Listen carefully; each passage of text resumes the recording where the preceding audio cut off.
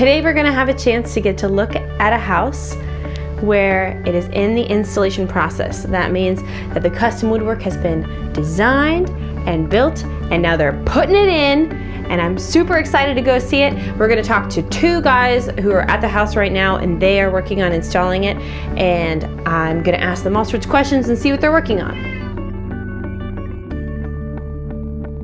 My name is Charles Williams. I've been working at C&W for 5.5 years.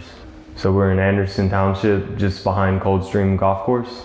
So we are located in the study, and what you're looking at now is the study desk. You have a lap drawer for where you would sit at your computer. You have upper cabinets for books that you don't ever get, and then lower cabinets for books that you need more today. So right now we are in the great room. What's going on up there? Oh, and what's going on up there is we're installing the ridge beam.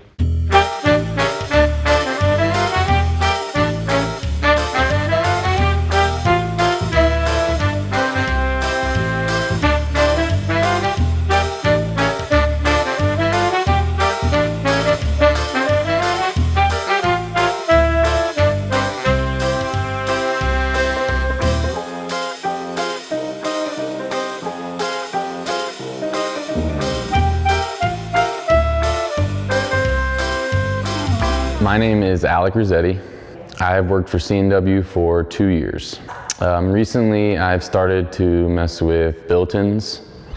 So when I first started out, I was doing your basic trim, casing around windows, baseboard, and then I've started to get into more involved projects like this built-in, where we had to custom scribe it to the wall, and so trying to make it look as good as you can. So the door that I have in my hands is the door that came off of the great room BuiltIns. This has a nice little custom decorative panel that came out of our shop. And now it is in the stage for the painters to caulk, fill nail holes, and paint, and then reapply to the cabinet.